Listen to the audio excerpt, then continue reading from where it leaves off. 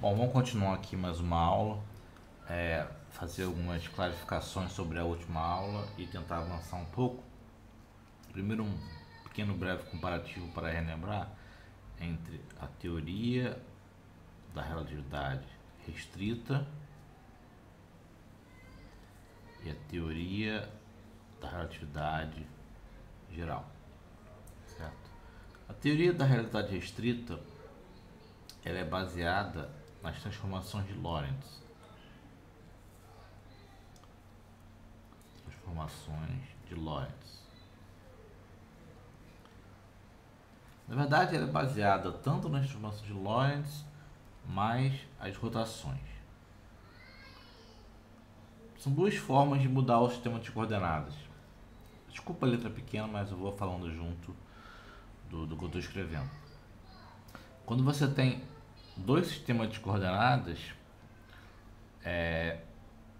eles podem estar rotacionados entre si, você pode fazer uma rotação para passar de um para o outro, ou você pode fazer o que chamamos de um boost, né? Também é conhecido como uma transformação de Lorentz, que é um sistema de coordenadas está em velocidade relativa fixa em relação ao outro.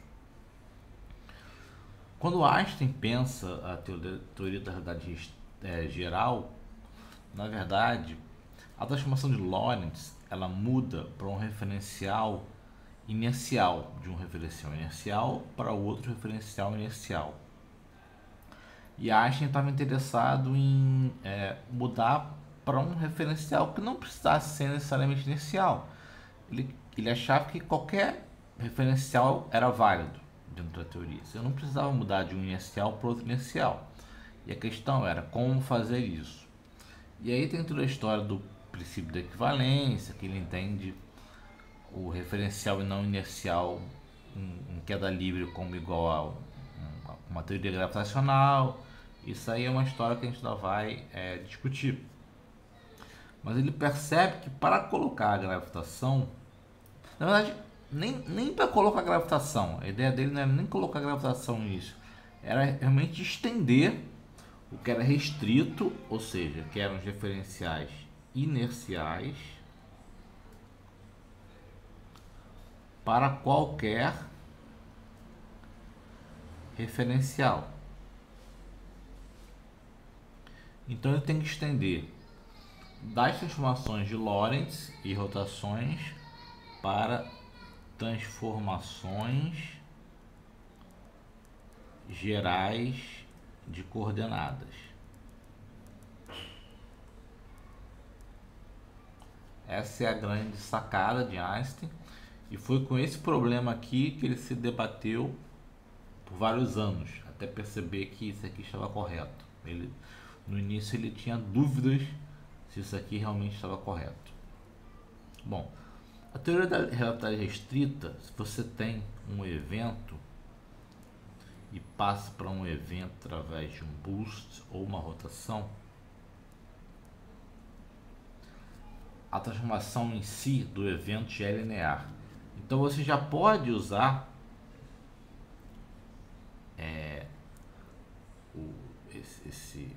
essa matriz, esse objeto que gera uma transformação de Lorentz ou uma rotação, como a transformação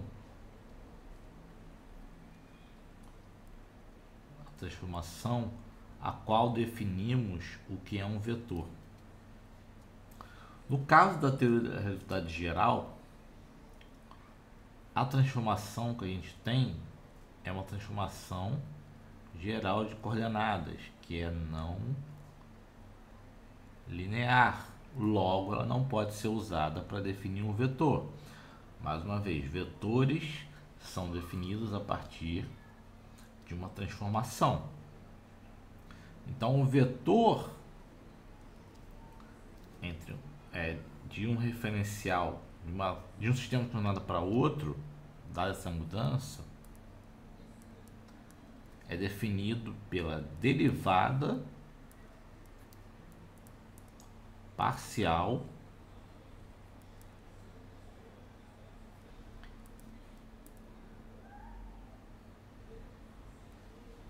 entre os dois sistemas de coordenadas dx', dx'. Claro, isso aqui vai ser calculado num ponto. A gente vai falar isso melhor. Então, essa aqui é a transformação que define o que é um vetor. Uma coisa que eu quero chamar a atenção: essa forma aqui de definir um vetor é a forma velha, vamos dizer assim, o old way, certo? Quem desenvolveu esse cálculo aqui foi Ricci, um dos matemáticos envolvidos nessa área de geometria riemanniana. Ricci vem depois de Riemann, não sei exatamente a data, não lembro, apesar de já ter lido sobre isso, mas isso é aproximadamente 1880. Estou chutando, pode ser 70, pode ser 90, enfim. Mas é antes de Einstein, claro, obviamente, no final do século XIX. E Ricci e Levi-Civita, que foi aluno dele, contribuíram muito para esse desenvolvimento. Inclusive, Levi-Civita tem um livro, se eu não me engano, é The Absolute Calculus. Eu acho que não é isso não, eu acho que tem alguma outra palavrinha aqui. Mas é porque eles estavam chamando isso aqui de o cálculo absoluto, porque é um cálculo que pode ser generalizado para diferentes geometrias. E quando Einstein lança sua teoria da realidade geral, isso em 1915, porém ele publica, em 1916, ele publica um artigo explicando exatamente o que ela é. Se você ler esse artigo, a parte tensorial ela é igualzinha a um review que o Ricci escreveu sobre o cálculo absoluto. Então essa aqui, e é totalmente baseada nessa ideia de transformações. Essa é a forma antiga de se fazer geometria riemanniana. Depois de Einstein, isso já mais para a década de 20, você tem outros matemáticos e físicos, particularmente Weyl e Hermann Weyl e Henri Cartan e mais outros, que eles vão criar, vamos dizer assim, uma forma mais moderna de você pensar geometria diferencial.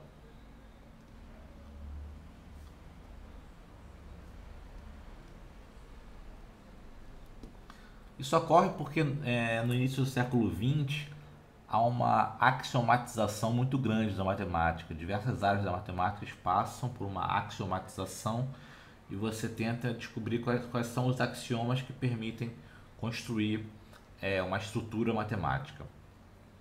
Então você tem uma nova visão da geometria diferencial baseada em variedades, baseada em objetos abstratos e tudo, que é uma visão mais moderna. Então por isso que alguns livros a gente encontra uma visão mais antiga e outros uma visão mais moderna. Depende do livro que você escolhe. Certo? Chamar atenção a algumas coisas. Mesmo esse vetor aqui, que se transforma dessa forma, vamos dizer, AMI, isso aqui na verdade não é um vetor. Isso aqui na verdade são os componentes do vetor. Vamos pensar o nosso vetor como a gente conhece de mecânica, um vetor V. Geralmente, como é que a gente faz para trabalhar com eles quando a gente quer fazer alguma conta? A gente tem que expandir em alguma base. Então você tem lá V1 é 1, chapeuzinho, que é o vetor unitário, V2 é 2, chapeuzinho, V3 é 3. Se a gente escolhe uma base cartesiana, a gente pode colocar sempre Vx, x chapéu, Vy, y chapéu, Vz, z chapéu. Lembrando que esses objetos aqui, Vx, Vy, Vz, eu posso escrever como Vi, tipo uma matriz, onde eu coloco Vx, Vy, Vz, eles são apenas as componentes do vetor. A mesma coisa aqui. Isso são apenas as componentes do vetor. O vetor, ele é um objeto abstrato. Então, quando eu escrevo AMI, eu estou meio que explicitando que já existe uma base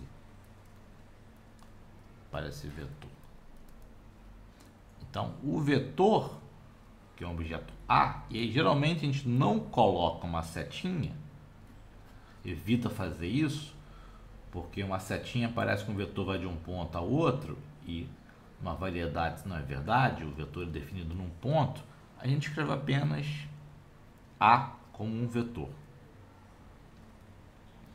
Ele, na verdade, ele é A0 é 0, mesma coisa. A1 é 1, mais etc. Ou, como a gente conhece a regra de definição de somatório, né, índices repetidos tem um somatório, a gente escreve isso como AMI é Mi.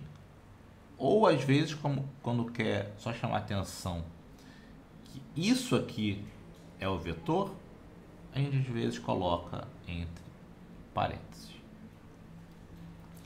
Então aqui você tem essa diferença. Esse A é a componente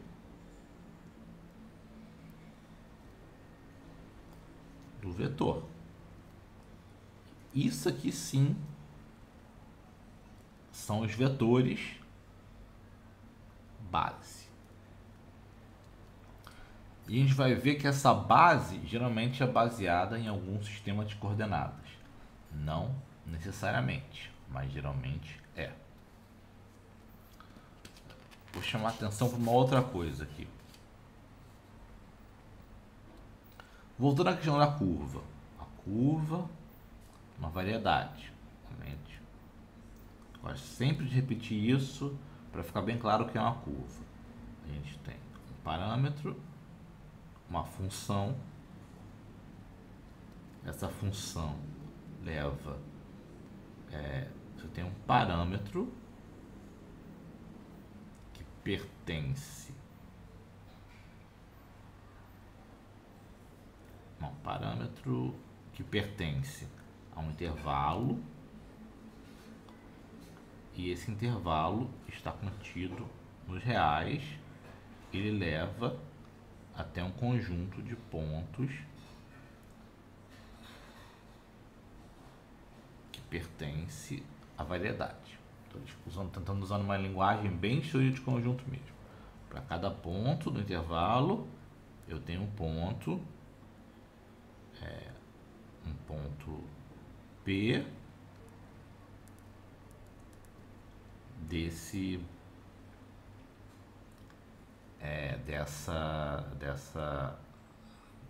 dessa curva, que é um ponto na variedade, certo? Então, vamos escrever aqui gama de lambda é uma função, né? Na verdade é uma função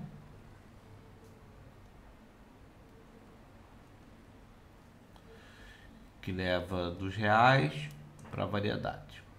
Para cada lambda eu tenho um ponto. E aí, como eu falei, se eu tenho um sistema de coordenadas, eu posso escrever isso aqui como x mi de lambda, certo? O que é isso aqui, na verdade? Isso aqui é uma composição de funções. Por quê? Eu tenho aqui duas funções. Primeiro, isso aqui é um subconjunto do real. Função gama vai até minha curva. E na curva eu tenho uma outra função que leva para o meu Rn. Essa função aqui é a que gera a curva. Essa função aqui é uma carta que gera a minha coordenatização.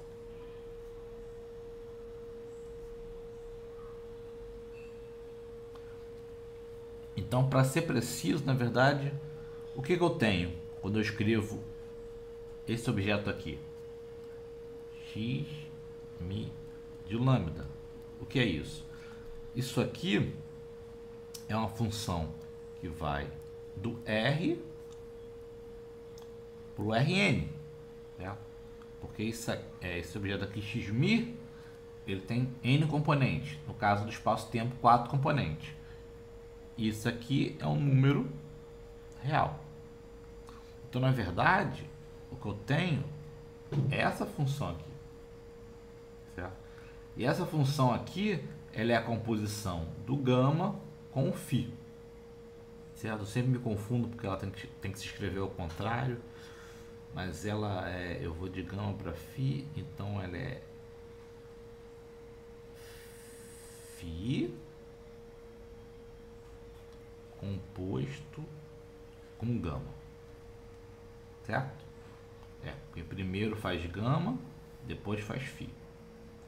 Então essa função aqui, que eu não tenho um nome para dar para ela, vou chamar de f aqui, sendo um pouco original. Esse f, ele é uma composição de duas funções, certo? E é ele que me gera o xmi de lambda. Tá? O que é uma composição de função? Bom, eu tenho esse φ gama, ele sai dos reais, vai para um ponto da variedade e depois vai para o Rn, que é exatamente isso aqui, certo? Então eu queria chamar a atenção nesses dois pontos e a gente vai no próximo vídeo definir vetor de novo, só que dessa vez de uma forma completamente abstrata, que é essa forma nova que eu falei para vocês. Então, um abraço.